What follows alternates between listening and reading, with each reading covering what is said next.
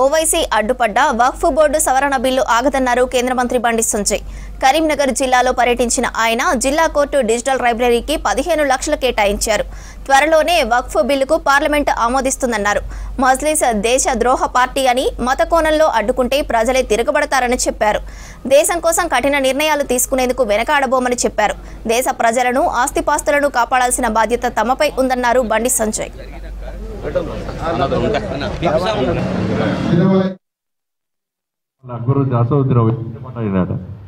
వక్ఫ్ board bill గురించి మీ అందరికీ idea ఉంది. అడ్వకేట్స్ మీ అందరు కూడా ఎంత అనర్థాలు జరుగుతున్నాయో, ఎంత ఇబ్బందులు అవుతున్నాయో మీ అందరికీ తెలుసు.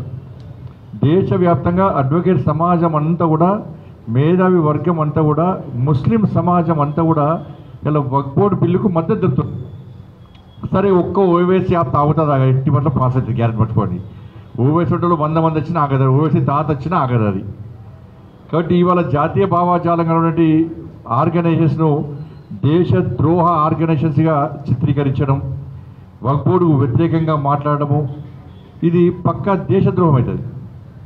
ఈ దేశంలో ఉన్న ప్రజల యొక్క ఆస్తిపాస్తులు కాపాడాల్సిన బాధ్యత భారతదేశ ప్రభుత్వం మీద ఉంటుంది.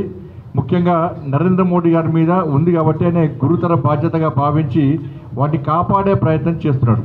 ఇది ముస్లింలకు వ్యతిరేకమా, ఇది క్రైస్తవులకు వ్యతిరేకమా, ఇది హిందువులకు మద్దత అనేది కాదు. వక్ఫ్ బోర్డు దానివల్ల ఇబ్బందులు వస్తున్న పరిణామాలు దృష్టిలో ఉంచుకొని ఈ బిల్లును కేంద్ర ప్రభుత్వము తీసుకురాబోతున్నది. దానికి జాయింట్ పార్లమెంటరీ కమిటీ వేసింది. దేశవ్యాప్తంగా అంతటా పర్యటించారు. అన్ని పార్టీల నాయకులు దానిలో ఉన్నారు. దానికి ఒక చైర్మన్ ఉన్నాడు. దేశవ్యాప్తంగా అన్ని ప్రాంతాల్లో తిరిగిరు. అందరి అభిప్రాయాలు తెలుసుకున్నారు. ఆ కమిటీ ఒక నిర్ణయానికి వచ్చింది. ఆ కమిటీ పార్లమెంట్కు కమిటీ నివేదిక ఇవ్వబోతున్నది. ఆ నివేదిక ఆధారితంగా రేపు వక్ఫ్ బోర్డు బిల్లు కూడా తప్పకుండా పార్లమెంట్కు ఏ క్షణానైనా రావచ్చు, ఎప్పుడైనా రావచ్చు. దానికి పక్కా పార్లమెంట్ ఆమోదం పొందడం ఖాయం. దాన్ని ఏమనం ఇక్కడ కరీంనగర్ నాకే అనుభవం. పాప పేదైన ఇల్లు జాగాది. ఆ పేదైన జాగా ఆయన నాకు వచ్చి డాక్యుమెంట్స్, నాకు కార్పొరేటర్ ఉన్నప్పుడు నాకు డాక్యుమెంట్ తీసుకొస్తే బాసత్ర రిస్కపోయినా డాక్యుమెంట్ తీసుకొస్తే ఆ డాక్యుమెంట్స్ తరతరాల నుంచి ఆయన జాస్తి తాత ముత్తాతల వస్తున్నది. లాస్ట్కు ఆర్డీఓ దగ్గరకు పోయి మాట్లాడితే, ఎంఆర్ఓ దగ్గరకు పోయి మాట్లాడితే అది వక్ఫ్ బోర్డు భూమి అంటున్నాడు. ఇల్లు వీళ్ళదే, జాగా వీళ్ళదే, తాత ముత్తాతల ఆస్తి.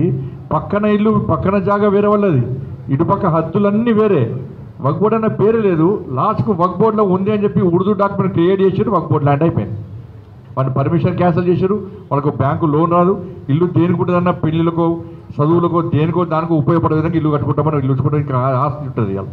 ఇలా పేదోడు వచ్చి బాధపడితే నాకు ఇది ఇబ్బంది అనిపించింది. ఎప్పుడైతే వక్ఫ్ బోర్డు బిల్లు తీసుకొస్తామని చెప్పి అన్నారో ఆ రోజు పేదోడు నాకు గుర్తొచ్చాడు. కరీంనగర్లో పేదోడు నాకు గుర్తొచ్చింది వాళ్ళు. కాబట్టి దీన్ని సమర్థించాల్సినటువంటి నాయకులందరూ కూడా దీన్ని వ్యతిరేకించే, రాజకీయ కోణంతో వ్యతిరేకిస్తే ఇది మంచి పద్ధతి. కొన్ని విషయాల్లో వ్యతిరేకించాలి, కొన్ని విషయాల్లో సమర్థించాలి. ఏది దేశానికి అవసరమో, ఏది దేశానికి వ్యతిరేకమో ఈ దేశంలో ఆస్తిపాస్తులను కాపాడుకోవాల్సిన బాధ్యత, దేశ ప్రజలకు కాపాడుకోవాల్సిన బాధ్యత ఒక భారతీయులుగా మన మీద ఉంటుంది. కాబట్టి దాని గురించి ఆలోచించాల్సిన బాధ్యత ఉంటుంది. దీన్ని రాజకీయ కోణంతో చూసి, ఇది మతం కోణంతో చూసి ఓ మతపరమైన బిల్లుగా ఇలా చిత్రీకరించే ప్రయత్నం చేస్తే ప్రజలు తిరగబడుతున్న విషయాన్ని ఈ కుహన లౌకికవాదులు గుర్తుంచుకోవాలి.